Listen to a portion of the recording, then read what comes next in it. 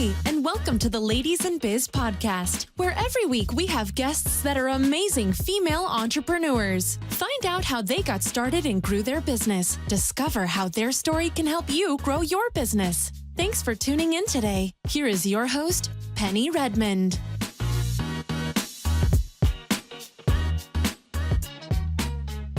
Hi, everyone. Welcome to Ladies in Biz, and we have a great guest today. We have Natalie Cousins. Hi, Natalie. How are you? I'm good. How are you? Very well, thank you. Thanks for coming on, Ladies in Biz, because I know we've got a lot of stuff to talk about today, because I know that you are an amazing woman when it comes to all kinds of information for women that are in real estate or in any kind of business, really.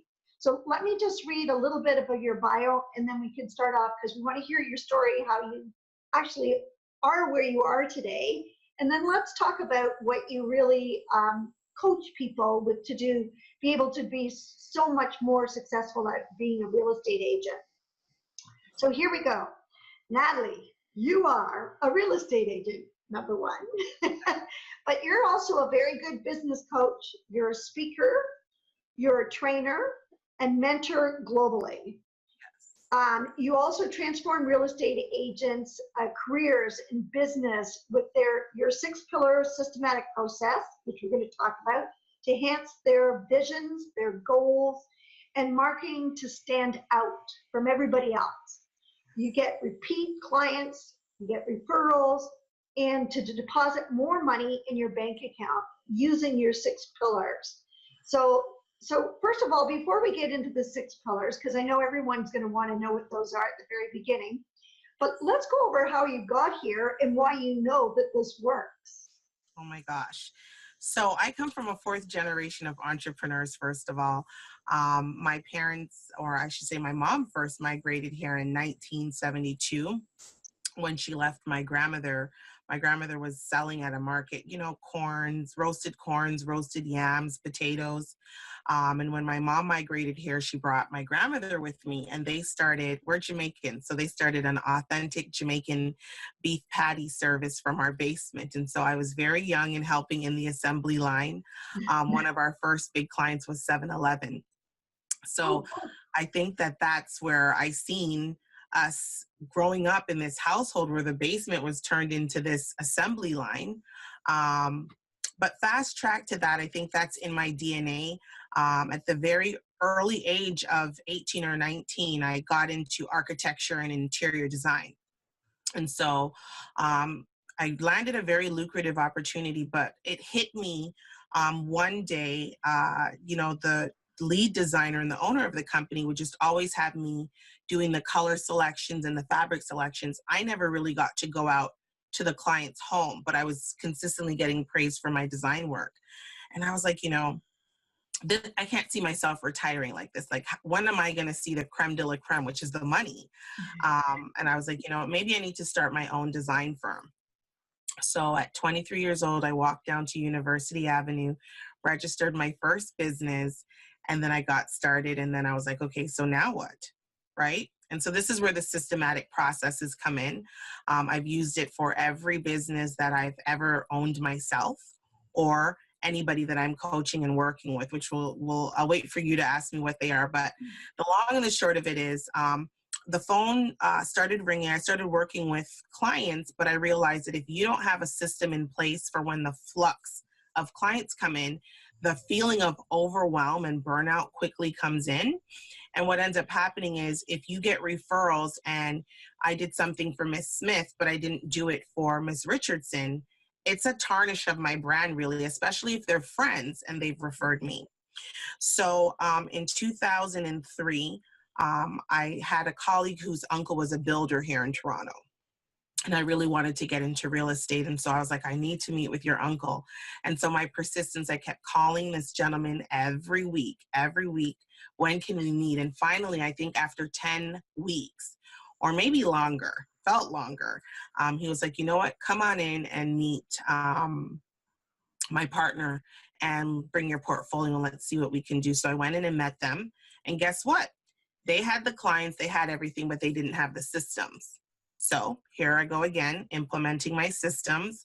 I started off as the architectural technologist, doing the sales of the lots, doing the structural changes of the lots, and then doing the decor. So I wore like 3 hats, plus I was their business consultant. So I had the best of really both worlds. Did that for a while, and then I took it and I was like, hey, a lot of small builders might need this service. And so I opened my own design studio at Cheswood and Shepherd, and I started to have smaller builders who didn't have the budget for decor studios send their clients over to me as the decor studio for these small builds, and I did the same thing. Then I found out I was expecting baby number 1. And so baby number 1 comes along, and I had a friend say, well, you know, I don't think that you're going to be able to be self-employed and be a mom at the same time. And so scarcity started to happen. And silly me, I did close the business because I took that advice, which was wrong advice. But, you know, sometimes the things happen to you, but you're able to dissect it a little further. And so I was like, okay, if I cannot do residential, maybe I should start getting some corporate clients, because corporate clients have the budget, they have the money. And so all I did was I went to a headhunter and I said, look, I want all commercial clients. I don't want any residential.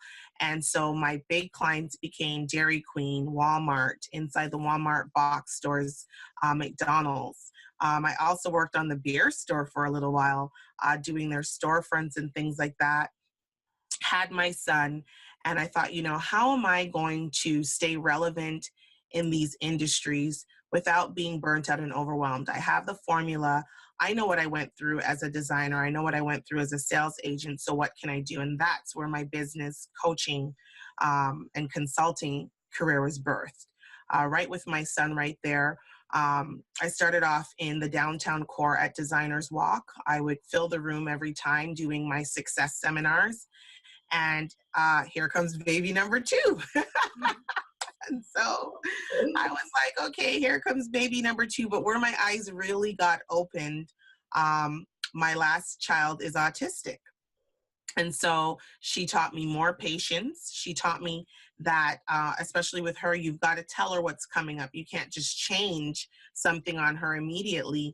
And so I started to more hone in on my coaching program and just figuring out how to streamline it.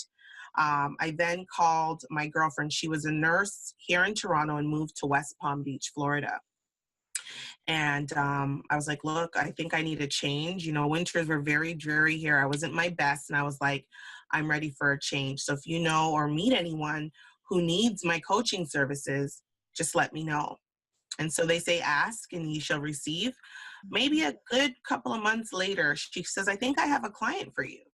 I was like, really? And she's like, yeah. And she's like, you know, he's nonprofit, so it's not the design and it's not the whatever, but I think that he really needs systems in place. She's like, my son is coaching with him right now, and he has the opportunity to blow up, but he just doesn't have it all together. And so I tell you, when your path is ironed out for you, it is just ironed out for you. My uncle passed in Orlando. That's that following year. And so I was like, oh my God, so how far is Orlando from West Palm? So I was like, okay, well, I'll take a bus. So I flew to Orlando for my uncle's funeral. I bused to West Palm, not even knowing where I'm going, meet my girlfriend out there, and I meet with him in the boardroom. I show him what I'm able to do. And he's like, okay, great. What's the next steps to get you here? And so he was my first US client. I did that. He ended up with the same processes that I have, becoming the first travel basketball team in Royal Palm Beach Recreation Center.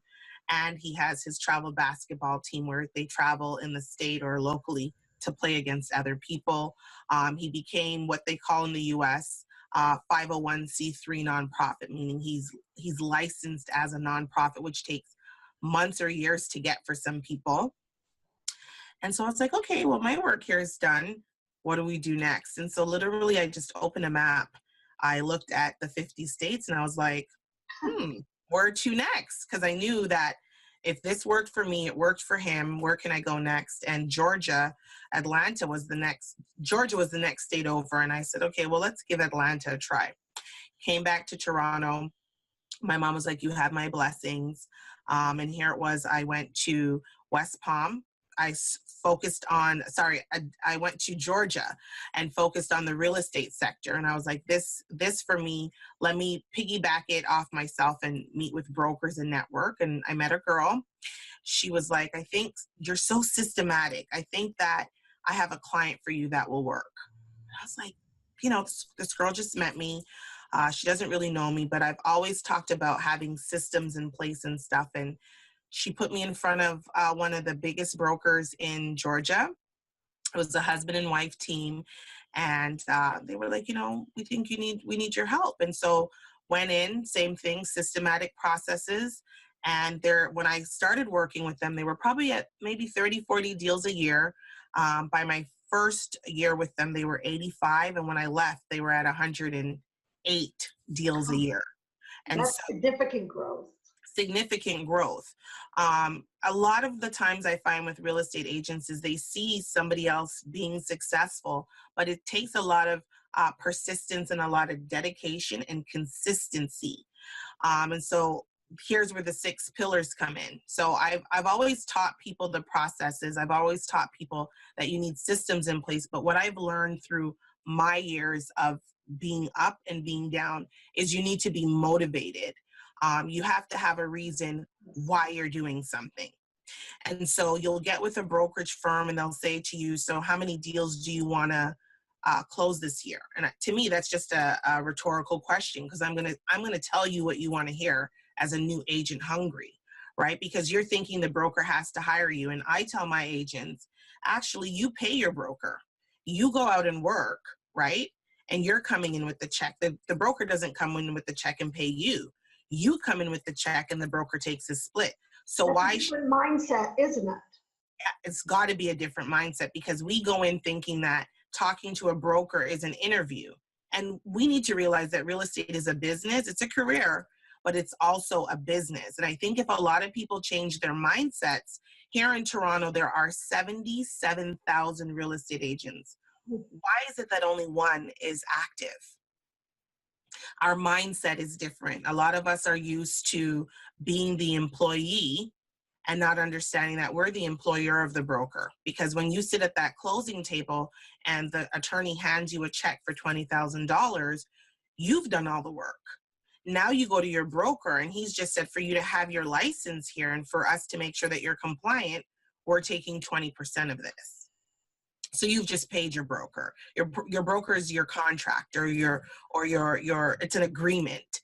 And so I consistently go to a lot of mindset or events where they're talking about the business of real estate, and they're saying, I could show you how to close 35 deals this year. Well, you could show me that, but what's the action that I'm going to do? Because you need a motivation. So my 6-pillar process is really, and before I jump on that, a lot of agents say, well, where can I get leads? How can I get leads? They're so ready to dive in for the phone to ring. And I say to them, okay, so let's cold call, let's door knock, let's buy leads. Are you ready to present yourself in front of this client? Do you have your branding together? Do you know how you're going to sell different than the other agent in your competition? Where's your listing presentation? Is it branded to you? What's going to set you different than the guy next door? And so you focus, I guess we're almost jumping into your 6 pillars. I don't want to go too fast because I want to go in order. But basically it is like, how are you going to differentiate yourself from everybody else? So how many real estate agents are in the Toronto area? How many did you say? So in Ontario, it is 77,000 approximately. In Ontario. Ontario. So a good portion of them will be in Toronto just because of the proximity of the amount of population. But how many people are really active though? 1%. That's it. That's it.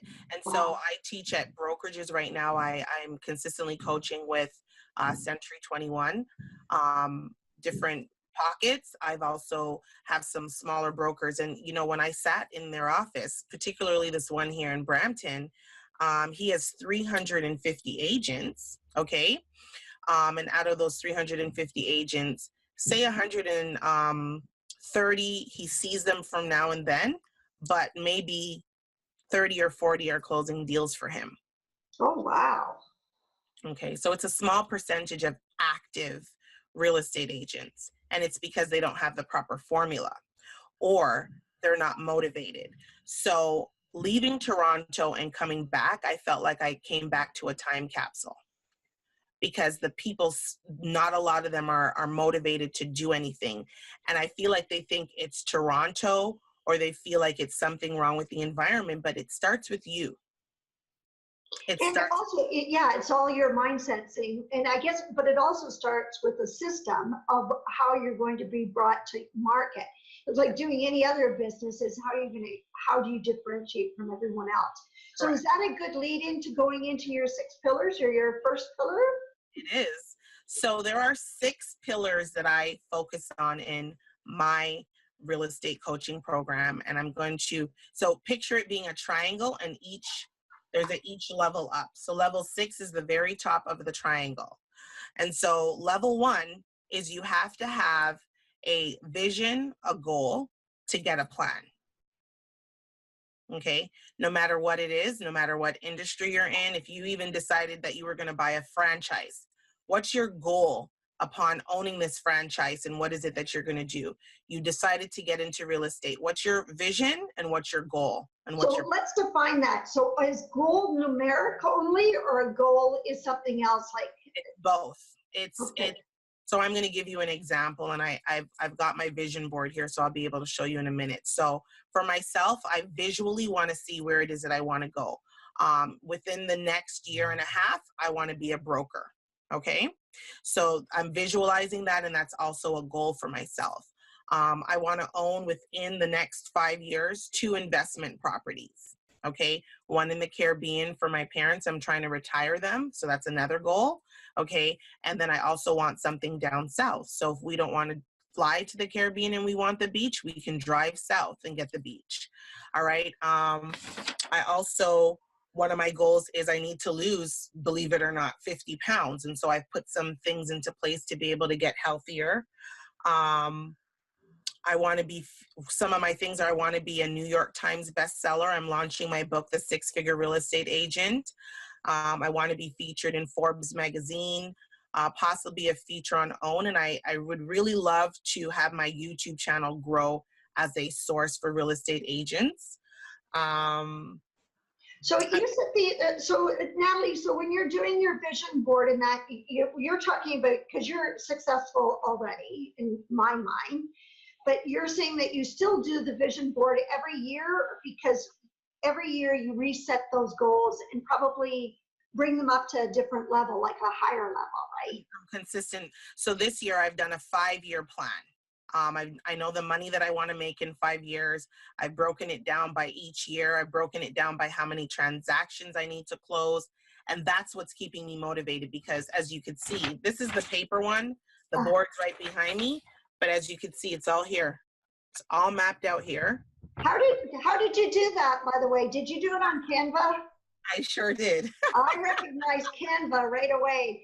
And then so you worked on Canva. Sorry, I'm going to get into the nitty gritty on here to take you off of the course a little bit. But you did it on Canva and then you just went and sent it to a printer and had it blown up. Yeah, I had it sent. Easy as that. Easy as that. And so this is here at my desk because I'm consistently coaching and I do visualize workshops online or I do them in person. And then my board's behind me. So if I'm coaching, I would get up, go get the board and show them the printed version. But it's more than just seeing these images on here. Everything has a purpose. I remember being 20 something and just doing a vision board with, jewelry from Tiffany, my car, me looking pretty nice on there and whatever. And yeah, I got the car. Yeah, I got the Tiffany jewelry, but there was no planning behind anything else. And so if you don't have the action or the milestone steps or the plan of how you're going to get these things, everything else is just water under the bridge. And so, go ahead. So in your vision board, because some people can't see it because they're listening to this on iTunes or Stitcher, for those people, what we want to explain, it is a big board or a piece of paper, and you've got all kinds of different images on there that are images of where you see yourself in the future. And it's broken down into, say, 6 categories. Business, it's broken down into my wealth corner. It's broken down into my lifestyle. It's also broken down for where I see myself with my family and friends, fun and vacation, and major scary goals. So my major scary goals is to have an estate where I work from. I would have my assistant, my personal chef, things like that. That's like the major scary goal, because it's like I can close my eyes and see it, but I know it's going to be a lot of persistence and a lot of dedication. So my board is broken up into 6 categories. Oh, that's good. I've never heard that before. That's great. I do vision boards too. I'm a big believer in that. Mm-hmm. So I don't know if I do it in 6, consciously do it in 6 categories. Maybe I do. I'm going to have to go and look it up and see if that's how I do it. But anyway, that's great advice then, to break it down, so you're not all over everywhere. Exactly. And what this does is, when you first start coaching with me, now we see big picture. This is why I'm doing this, because a lot of agents will look at the other agent. They'll see them dress nice, drive a nice car. We don't know what these agents are doing. We just see them like this and we assume, well, all right, I want to become a real estate agent, but your why has to be bigger than just what you see someone else doing. And so what ends up happening is I'm coaching with these individuals, but they keep changing their mind. Well, I saw this agent do this, and then they keep changing what they want to do. It's time to laser focus in on what it is that you want, why are you doing this, and how much money do you want to make. And so that once we do that, then we can start to plan on it. But before we can plan on it, I've just shown you this board. There's a lot of things on here. So the second step or phase in my coaching program is the business, income, and finances. So this is pillar number 2. Number 2. Yeah. Okay. And so, go ahead. So pillar number 2 is, again, it's about finance. Yeah, business, your income, and your finances. And so what happens when you are a real estate agent, you should be wanting to make 2 or 3 times what you are making your salary, or if you're full-time and you're doing this part-time, the whole goal is to leave your full-time job to go full-time in real estate. So you need to know your numbers. And so that was my question, was, are you all in or are you out? I guess, is that one of the questions? All in or out. And I understand that some of them, because it's going to take a while with how I show them how to do their marketing, that they won't be able to leave their full-time job.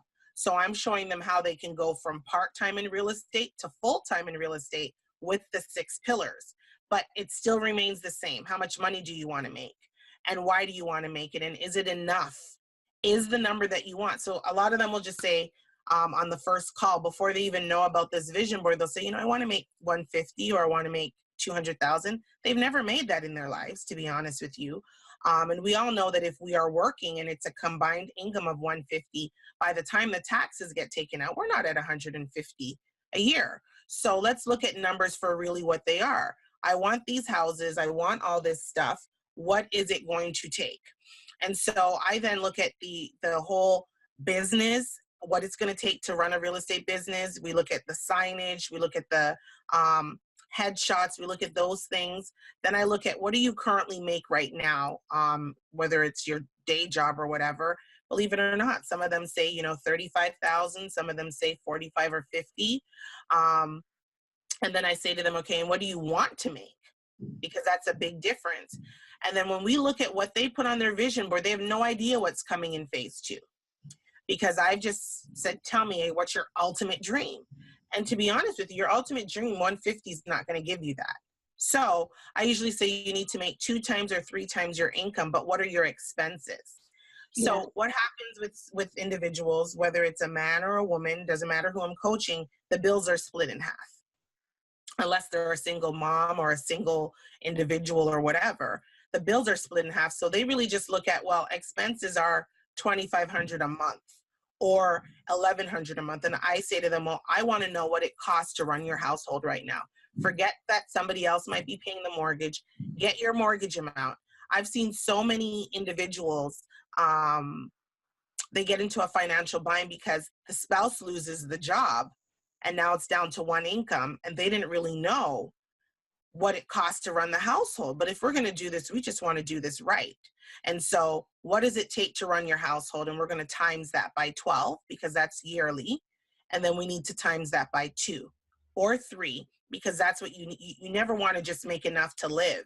You want to be able to have more. And so I reverse engineer it and show them why they need to make 250 and sell this amount of houses, because at the end of the day, now you're motivated. So I want the house, I need the car, I need all these things within this time, and this is what I'm going to do. So when I get to cold calling, or I tell you to door knock, or I tell you to do your Facebook lives or anything in marketing, you're motivated. And so that's why this stays at my desk every day. Because if there's any moment that I feel like giving up, any moment that I feel like walking away, I know why I'm working, because I now have the visuals. And it's just a mental thing for me. And a lot of my clients that I work with say they're so glad because now it keeps them motivated, because they know now what they're working towards. With a job, most likely you're just there maybe looking to move up, or, you know, eventually a raise will come. But a lot of people can't see beyond tomorrow. And I think the financials, I believe in that too. Looking at your financials, it really does give you a good understanding on what you need to do in order to be able to live. And I think it's always shocking. I think we all think we know it because it's in our head, and well, we know we have this, we have that. And then you start writing it down and you go, oh, I forgot this, or oh, I forgot that, or well, I have to pay for Rogers, or I have to pay for this software, or I forgot about my kids are going to need to do this, because in, you know, August, September is always a horrible time. So if you do it by month, you realize even by month, there's some months you're going to be really stretched more than others. Yes, absolutely. Especially if you've got kids and they're home in the summer, they're eating more. You know, and if you got boys in sports, it's a whole nother ballgame, because as soon as they run around, they're hungry again.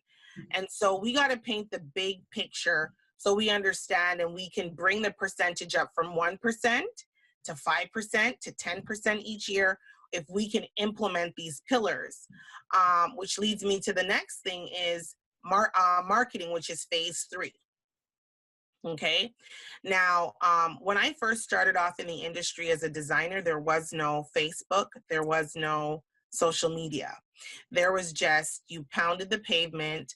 It was, if you did great service, you had repeat referrals, okay? Or there was the yellow pages. And I remember calling the yellow pages, and they sold me an ad probably this size, okay? It's like, okay, what do I put? Like 4 by 4.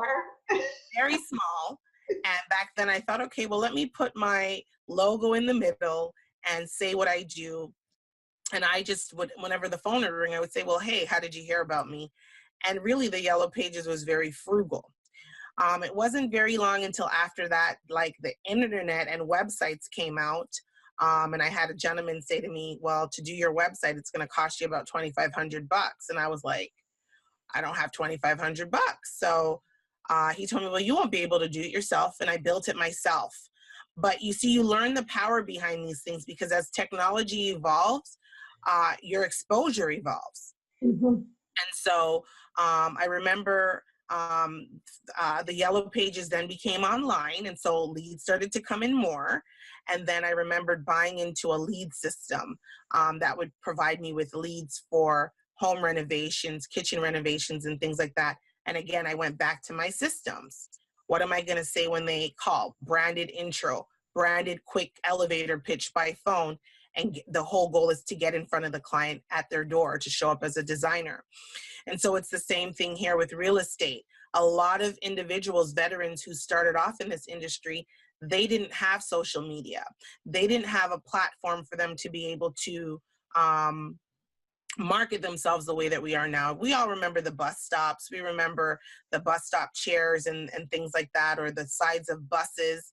They're still used today. Still used today. Right. And so anyone— maybe not as effective, but not as effective. But if there is a frustrated individual who's at the bus stop, who is going home to an apartment that they're not happy to, and they're in that mood, that connects with them, and that phone number will be what they will save. So I still believe that the traditional way of doing real estate is absolutely still plugging away, because it's still eyes on you. Now, what I say to my clients with marketing is that, you got to know why the person should work with you. You got to be able to show them. And so marketing isn't a one-day effort. It is something that you are a walking billboard of yourself. Okay, we talk to our sellers about curb appeal, and we say to the buyers, when we're looking at the property, we look at curb appeal, but do us as agents, do we have curb appeal? Because I know when I'm looking at an individual on who wants to work with me, I go to Google and I just type their name in, and I'm starting to see how they are. I've had agents who haven't posted since 2017 on their business page, right? And so we have to think of the consumer, whether old or young. Somebody's going to go and Google you, and they're going to go and check your social media platforms. Are you trying to be an expert in your industry? Well, then you need to be able to post relevant content, which you and I both know that there's ways to help us to be able to do this. But before we can get to that, I say, let's talk about what's the message that you want to get across. So I cover your personal brand. I cover your marketing topics. So we do a 12-month marketing calendar. I show you ways how to come up with topics so that every month you know what it is that you're talking about. I'm trying to get them to do a lot more video. 2019 is going to be a lot more about video. Oh, yes. So absolutely. In of all the platforms, really. Yes. And so here's the thing. A lot of people just post the monthly stats on the websites or on their social media. And I'm like, okay, what does that mean to a buyer? Nothing. Okay, you got to get online. Well, it means a little bit, but it's not. It doesn't mean that I'm going to open it next month. Right.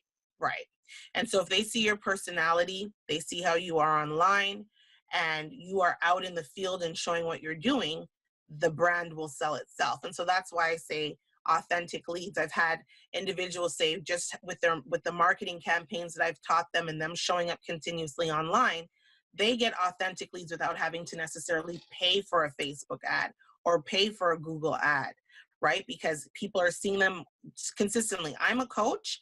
I am a real estate agent, and I consistently, Instagram's my favorite tool because that's where majority of my leads come from. And am I on there every single day in terms of video? No, but I have a night that I go dedicated live. I'm consistently posting. I'm consistently on my story. I attract the individual who attracts to me because like attracts like, and I get leads. And it's all on how I follow up. I think the most important message and you've given us so much information already to think about in marketing, but if I hear one common thread that you're telling me is, number one is having the right plan, and that's what you work on. And I think that's, my background is a big business in corporate world, and we were plan crazy. Everything had to be in plan because you had to go and justify what you were doing to someone else. And I think that's the same if anyone that owns their own business, you still have to do that. You just because you own your own business doesn't mean that you can't have a legitimate plan on paper that you follow. Like I know I have to do something on Mondays, and whether I like it or not, I know that's part of my business plan, and I've got to do it. And especially when you start doing digital media and digital marketing, your consistency is so critical. And you've touched base on that. If I look at someone and I see that they haven't done anything on Facebook since 2016, I'm going, well, where are they? And would I want to use them as a real estate agent if they're not up to date on doing something like that? Right. And I think from years ago, and I just talked to someone in another industry, in the design industry yesterday, and we were talking about she's successful, and I'm sure you come across this with real estate agents, that they can be successful, but they're going to start losing their impact. And their referrals might not necessarily dry up, but they're not going to be as effective, or you're not going to get that new business unless you have some digital presence. Yes. And okay, I'm off my soapbox now. Listen, we are right in one accord with this, and it's a message that needs to hit home because there's a very sure fact. Almost Ray Charles could see that social media is not going anywhere, right? You don't need glasses to be able to see that. And so the millennials we'll continue to enhance it. And at the end of the day, some of the millennials want to learn from veterans, and us as veterans, it doesn't matter our age. When I say veterans, I mean our experience. If we have been in the entrepreneurial game for a long time, or if we are new coming into this entrepreneurial game, we need to understand that social media is a tool. Because I don't know about anyone else, but when Bell Canada, or whoever owned the Yellow Pages at the time, asked me for an $1,800 ad, I can go and dedicate myself for free for the $1,800 that I would have paid back in the day, and show up and be in my own presence and get free leads. Adding a Facebook ad is just extra. So if somebody sees an ad on Facebook, they see your name, they try to go to your profile. They try find some way to copy and paste your name from that ad to go over to your profile to see what's up. So some people think, well, I'm a realtor, I've got the money, let me pay for the ads. But how you show up in your curb appeal is going to seal the deal on if they want to work with you or not. Absolutely. You can, the other day I heard someone, they were talking about just throwing amount of money into ads. And really, you can spend or waste a ton of money if your ads aren't done properly. You really, that is a science. How to place ads and what to put on them, and when to show them and how to say it. It is a whole different requirement of understanding, right? Yes. So yeah, it's unbelievable. So what's your fourth pillar? The fourth pillar is productivity and time management. Okay. And the reason why that's the fourth is because now you know what you want from phase one. You know the money that you're going to make in phase two, or that you need to make. And phase three, you know your marketing plan. And so the only way to stay consistent with any of that is your time blocking and your productivity, which a lot of real estate agents are not very good at. And so it's going to take a lot of whoopings, right, to be able to whoop into shape to say, okay, I'm ready to commit. So things like, when are you going to cold call versus when are you going to door knock? Different strokes for different folks. When are you going to do your social media posts? When are you going to do your lives? When are you going to show property to a buyer, or when are you going to preview a property with a seller? When are your listing appointments and your buyer consultations? When are you going to eat? Go to the gym? If you've got kids, what about the time management for the kids? And so it sounds crazy. I don't do anything if it's not on my calendar. And I had to learn that because with my daughter's situation, I got to make sure that I'm in level-headed to be able to deal with her. I have my son as well, who's in sports. I'm here with my parents. I'm consistently making sure that, things that I commit to doing for them are there. And I'm married. And so in order for me to maintain some sort of balance, I needed to say, okay, if it's not on my calendar, I can't do it. And so for instance, Mondays and Fridays are my admin days, meaning if I've got to go over to the courts to look at some foreclosures or things like that, if I've got to do billing, I do stuff. If somebody, just like how we're talking now, I make time for that on Mondays or Fridays. Wednesday nights, I've got my Facebook Live, which is Wisdom Wednesdays, every Wednesday at 8 p.m. I do my Reset Monday and my Freedom Fridays in the day at some point to motivate someone. And then I have my posts that go out. And I'm also a team lead in real estate. So once you know your marketing and once you know what you're doing, it's easier to time block. But what ends up happening is there's some agents who haven't gotten this training from me. They're all over the place. And you'll see that with their social media and stuff. They just post in the emotion. There's no really thought behind it. They post in the moment. They keep on saying that they can't cold call. They don't dedicate time. And so I share my calendar with them. I'm your coach. Let me share my screen and show you my calendar, and let me show you what it is. If I get a lead through Instagram, I instantly say, here's the link to my calendar, or I say, what time works for you? Give me a couple of times. And then I go and I look and I book on my own booking calendar for that person. And so productivity, I've pressed the reset button on my calendar last year, maybe about 8 times. Just the system wasn't working. I needed to start it over again. And I just show individuals when I'm coaching with them how to dedicate, because we know that 21 days isn't a change. We've got to keep on doing it repetitively till it becomes a habit. So that's the fourth one. Number 5. Number 5 is the sales funnel. And so people say sales funnel. And I'm like, yes, I brand my sales funnel. I have a different funnel for a buyer. I have a different funnel for the seller. I have a different funnel for prospects because they might not be ready to buy today because of a credit issue. So I still need to nurture them so that next year or 6 months down the line, they remember me. And so I show you how to brand your funnel from the minute that you answer the phone, because we've already set up our social media. They're going to know, like, and trust you, and then pick up the phone or then email you what's your next response. And so it's the same thing I used to do as a designer. The phone rings. I know exactly what I'm saying, who I am, what I do, why I'd like to help you. And I do polls every year and it comes back. Agents don't follow up. The buyer didn't qualify. They never heard from the agent again, or they closed with the agent and the seller or the buyer says, we never heard from them again. And so if you're in real estate for 5 years and the phone is not ringing with repeat business or referrals, it means you're transactional. You haven't mastered customer service, which is phase 6. I'll get to that in a minute. And you have no system in place. You've just collected the check and you've moved on to the next. And I say victim. You've moved on to your next victim.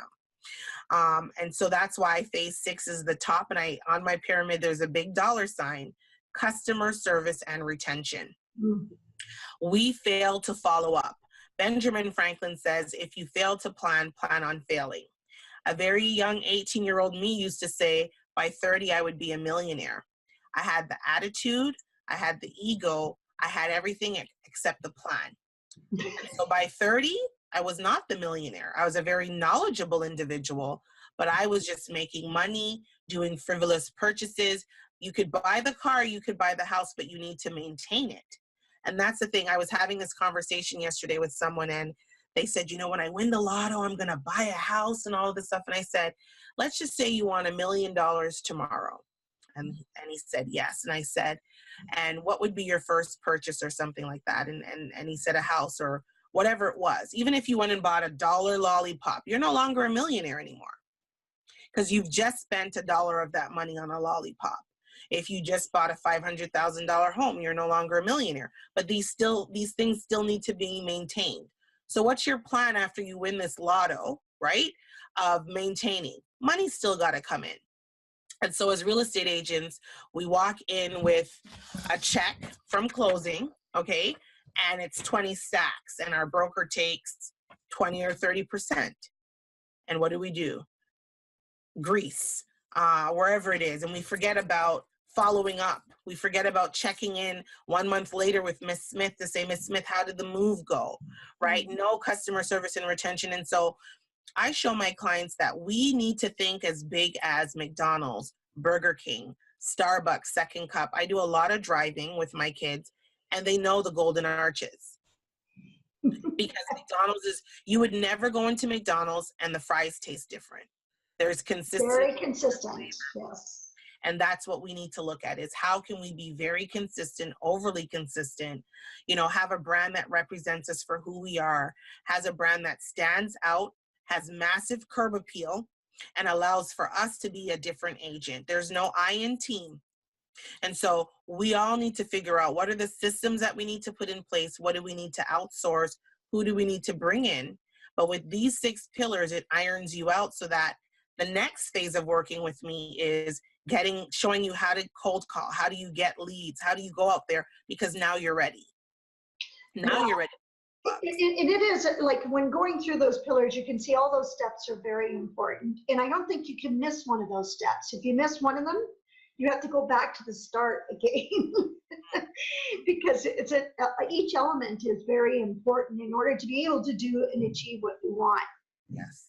I also think that when you do all of these 6 pillars too, is that you are paving the way, just like you said about having referrals come back and come back and come back, because those people remember you.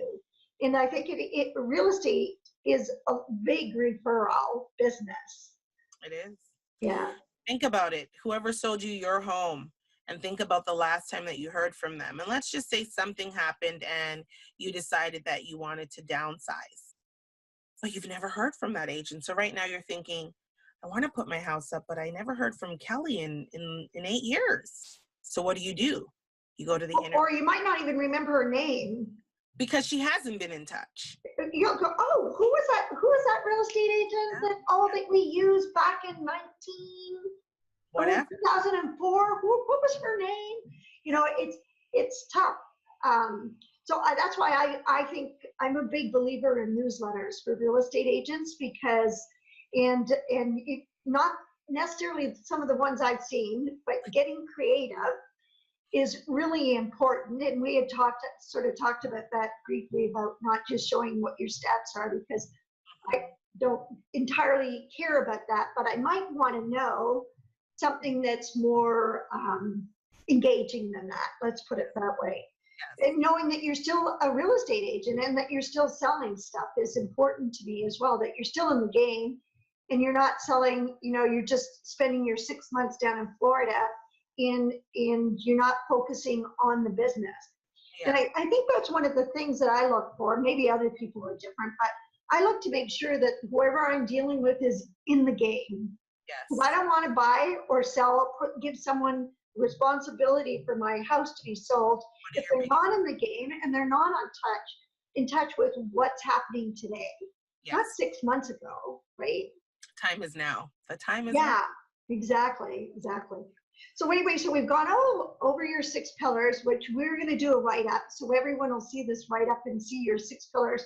But one of the things that, 2 last things that we always cover off in the podcast is, number 1 is a message if you want to give it to entrepreneurs. What would be your one thing you want to tell them and share? And then after that, we're going to go over some of how people can connect with you. Okay. So your message or no message? I have a message. I'm not surprised. I just want to say, no matter what industry you're in, or if you're trying to start right now, there is enough pie to go around for everyone. You definitely have to just really look at where you are right now and why do you no longer want to be in that situation. And that'll motivate you to actually sit down, write out your goals for what it is that you want, the things that you aspire. And from there, it will give you some sort of motivation. But you can look at your situation, know that you're not happy in it. You can sit down and you can write these things on paper or have them in your head. But the biggest thing is you need to take action. Absolutely. No fear. Have no fear. Take action. Yes. Okay, yes. Natalie, what's the best way? Should people go on your website? Well, Instagram for sure. So maybe we should give everyone what your Instagram account name is, but as well as it's Natalie Cousins. It's Instagram is Work with Natalie Cousins. Facebook is Work with Natalie Cousins. And Twitter is Natalie Cousins _ because that was too long for Twitter. And my website is just nataliecousins.com. And from there, they can just on there, it will say, book Natalie or book a call with me, things like that, to be able to connect. You like the DMs too on Instagram, right? Yes. Yeah, and definitely Facebook Live. Can you tell us again when you said you go on Facebook Live, what night you do it? So Wisdom Wednesdays is every Wednesday at 8 p.m. Eastern Standard Time. And on there, it's just giving you entrepreneurial or real estate. Really, it works for anyone, but obviously the real estate agents, I give everyone who's looking to go somewhere tips and why they should be doing it. So it will cover any of the 6 pillars that I have in my coaching program. And also my book will launch within this summer, The 6-Figure Real Estate Agent as well. So you'll hear from me on that. In the summer it is? Yeah. Oh, that's so exciting. Okay, well, please make sure you do that, because then I'll put it on my Instagram as well, and so everyone will know. And we'll put it on Ladies in Biz Facebook page so that they'll know if they want to read it. That would be great. Well, that's exciting because you've got great material. Plus your 6 pillars, really, when I look through it, and I'm more generalized, not for real estate. When I look at your 6 pillars that you've shared with us today, I see that it works with any business. It's not just in real estate. So you could take everything that you say here and apply it to whatever business you wanted to start. Yes. And so you asked me a question earlier, not on this recording, but just when we were talking or when we met, was what made me know that I was doing the right thing. And I was working with a bunch of different industries, dentists, doctors, everyone with the 6 pillars. But when I seen the failing rate of real estate agents and I saw that I was one, and in my first 7 months of real estate, I closed 4 deals, I was like, you know what, I just need to hone in on one niche and just focus. And so there'll be time to time I work with others, but definitely how I knew it hit me that if I can do this every time I start a new business or with anyone that I'm working with, I can reshape every real estate agent that gives me the opportunity to work with them. And that's my goal and why I'm going to become a broker, so I can include this in my brokerage program. Oh yeah, and this is absolutely wonderful. So I know, I've connected with you when you've been on live on Instagram and that, and I'm going, yes, I love the information you're giving entrepreneurs. It's just wonderful. So I was so excited about having you on the podcast and being able to share all of these with you, all of your remarks with us. And so I really thank you so much for doing that. I really appreciate it. And thank you for having me. This has been an awesome and amazing opportunity, and I'm very grateful for it. Thanks for listening to the Ladies in Biz. Send us your comments on ladiesinbiz.com. We would like to hear from you.